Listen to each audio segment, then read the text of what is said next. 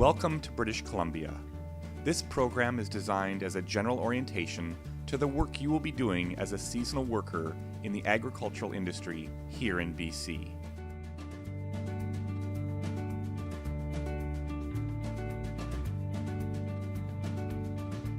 This video and accompanying booklet are divided into 11 chapters, each dealing with a separate element of your orientation.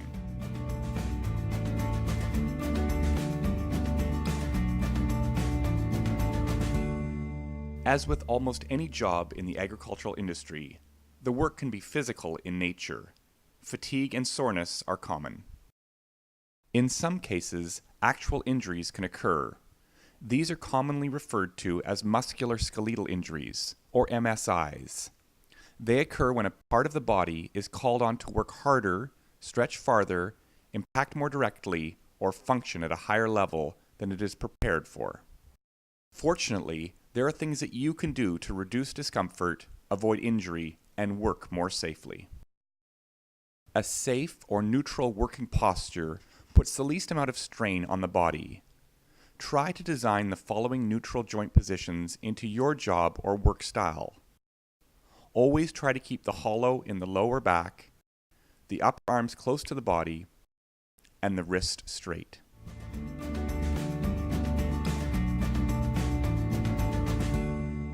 Stretching is another great way to avoid injury. The best way to stretch is a technique called stretch point stretching. The stretch point is the first feeling of a light stretch in the muscle. It is felt as a slight resistance to movement. Stretching is safe for the majority of people. However, if you feel faint or experience pain or discomfort, stop and consult your physician.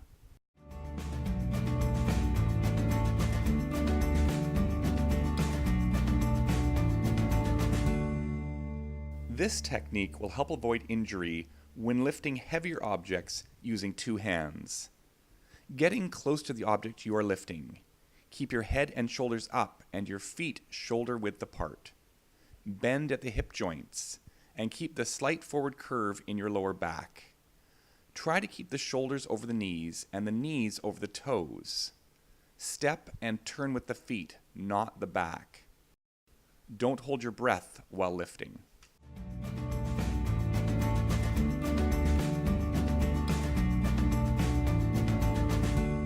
This technique will help avoid injury when lifting light objects using one hand.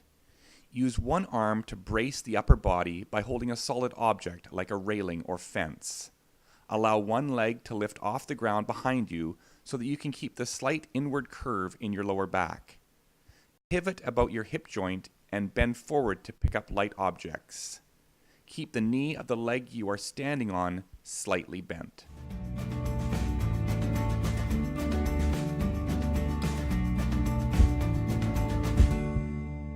The human body maintains a temperature between 36 Celsius and 38 Celsius. When the body temperature rises above this range, the body will react to get rid of the excess heat. If the body continues to gain heat faster than it can get rid of it, the body temperature increases and the person experiences heat stress. The factors leading to heat stress are high temperature and humidity, direct sun or heat, limited air movement, exertion, poor physical condition, inappropriate clothing for the conditions, existing medical conditions, some medicines, dehydration, and low tolerance to heat. There are three main stages to heat stress disorders: cramps, heat exhaustion, and heat stroke. Each stage is incrementally more serious.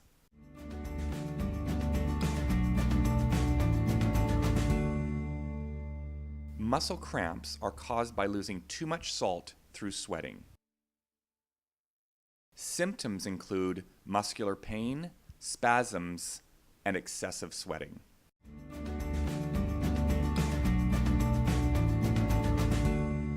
Heat exhaustion is caused by depletion of both water and salt due to sweating during prolonged periods of exertion. Symptoms include shallow respiration, increased respiratory rate, weak or rapid pulse, cool, pale, or clammy skin, sweating, weakness, fatigue, dizziness, headache and nausea, fainting, muscle cramps, mood changes, and upset stomach or vomiting.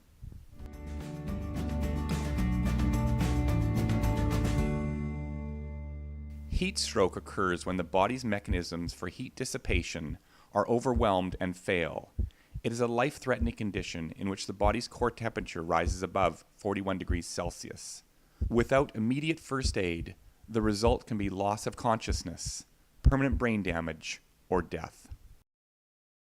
Symptoms include hot, dry, flushed skin, absence of sweating, agitation, confusion, decreased level of consciousness, headache, nausea and vomiting, seizures, increased respiratory rate, irregular pulse rate, shock, and cardiac arrest.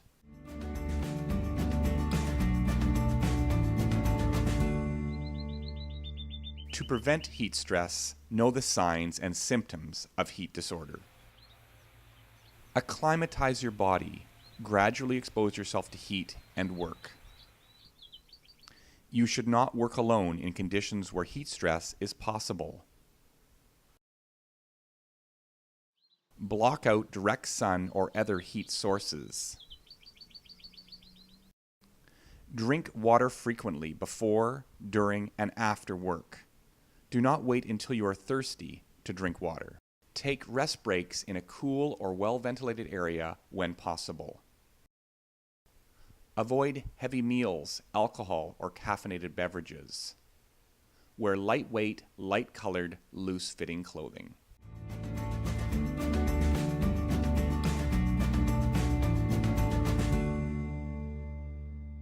Unlike other hazards on a farm, the negative effects of pesticides can be felt both immediately and over longer periods of time. Pesticides are most dangerous when in concentrated forms. On most farms, this means when they are in storage. The main routes pesticides enter the body are through contact with the skin or by breathing in the vapors. Some of the symptoms of pesticide poisoning include loss of coordination, dizziness, confusion, nausea, headaches, slurred speech, and sweating. If pesticides are stored on your farm, the location must be locked, and a chemical storage sign written in your language must be posted. Before you enter a field that may have been sprayed, always look for a re-entry sign.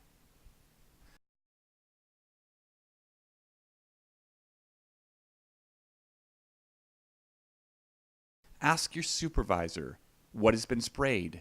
When was it done? When is it safe to re-enter?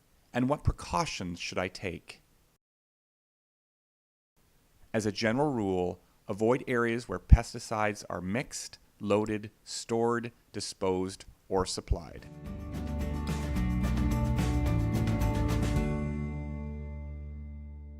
WHMIS is an acronym for Workplace Hazardous Material Information System. Hazardous materials are identified on the product's label, which provides important information. There are 6 classes of controlled products. Class A, compressed gas. Class B, flammable and combustible material. Class C, oxidizing material. Class D, poisonous and infectious material. Class E, corrosive material. And Class F, dangerously reactive material. WHMIS requires that all hazardous products must be labeled. Other means of identification include placards, warning signs, and color codes. The purpose of WHMIS labels is to alert workers to the hazards of controlled products and provide instructions for safe handling.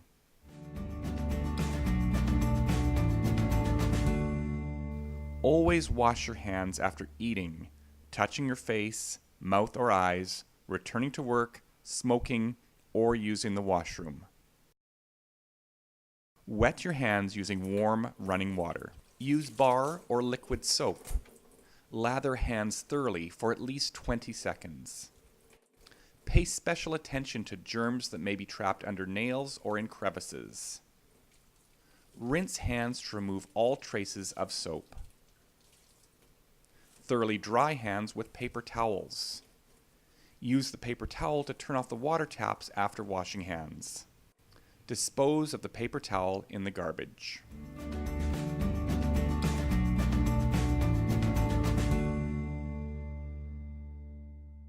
A confined space is a limited space, enclosed or partially enclosed. It is an area not designed for a person to work on a daily basis. Entry into confined spaces can be very hazardous. A worker is considered to have entered a confined space as soon as his or her head crosses the plane of the opening. Never enter a confined space unless you have received proper training and appropriate equipment and procedures are in place.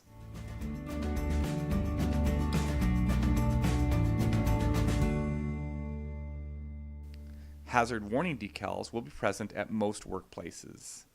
They are located to warn workers of the hazards and the potential for injury.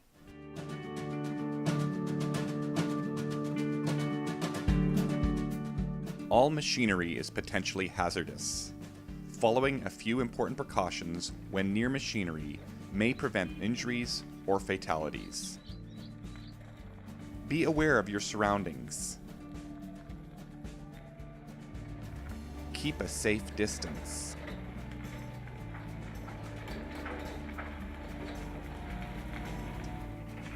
Make sure the operator knows you are working in the area. When you must work close to machinery, be aware of the following: loud noises and engine fumes. Wear appropriate PPE. Entanglement in mechanical drives. Don't wear long or loose clothing. Tie back long hair.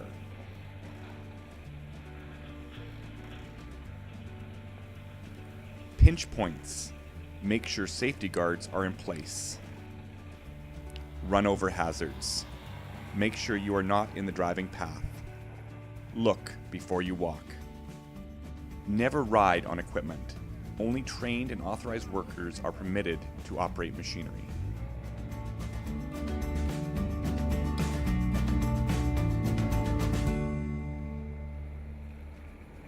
Tractors are the single largest cause of fatal farm accidents. The following safe work practices can help reduce injuries involving tractors. Follow the same precautions as you would around any machinery. Be aware of your surroundings. Keep a safe distance.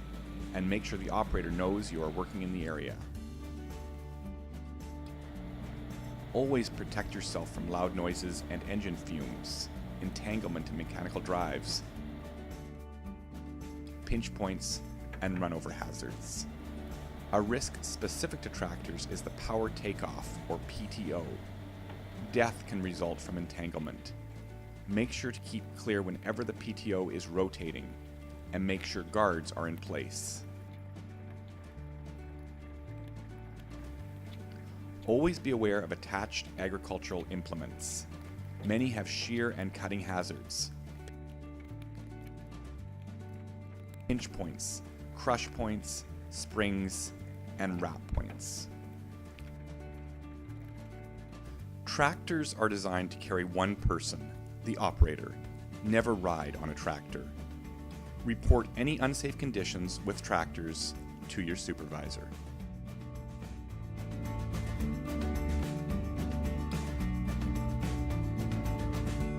Use of personal protective equipment, or PPE, is vital for safe working conditions. The PPE you will need will be based on the job you are doing. Some of the PPE you may need includes steel-toed boots, high visibility vest, mesh, rubber, or cloth gloves, rubber boots, hard hat, ear muffs or ear plugs, eye protection or goggles, respirator, or protective suit. Your employer is to provide the correct PPE, and to train you on how and where to use it. It is your responsibility as the worker to provide your own steel-toed boots and to correctly use and maintain the PPE as trained.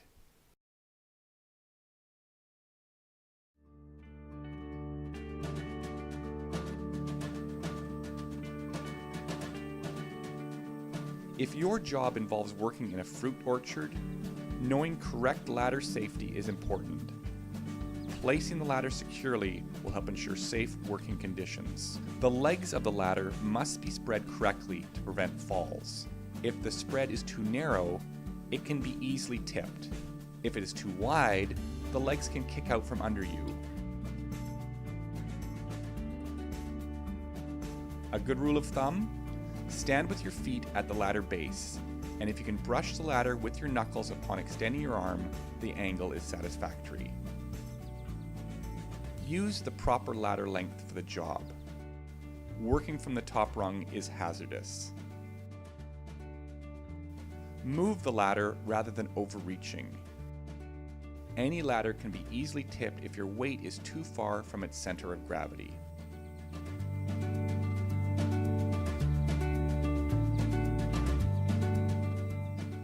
Never use ladders with broken rungs or legs.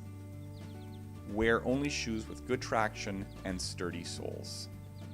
When working on a slope, keep the pole at an angle of 90 degrees to the incline and pointing directly uphill.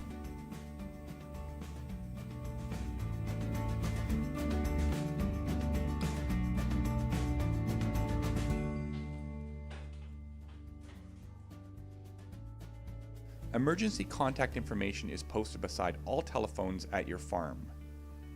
The information will include numbers to call, name of the farm, what to tell the emergency dispatcher, directions to the farm, and other important information. In the case of any emergency, report it to your supervisor as soon as possible. If you have any questions or require further information about topics presented in this video, please refer to the booklet Orientation for Seasonal Workers in the Agricultural Industry, published by FARSHA. If you are interested in safety training courses, many are available through FARSHA. Here are just a few. For a full list of courses and to register, please speak with your employer or supervisor. Again, welcome to British Columbia. Your safety and health are our #1 concern.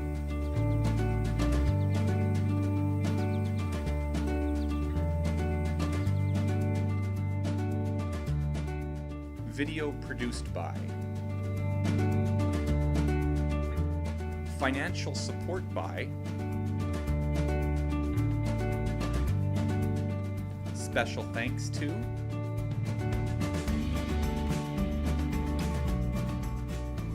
Video production services by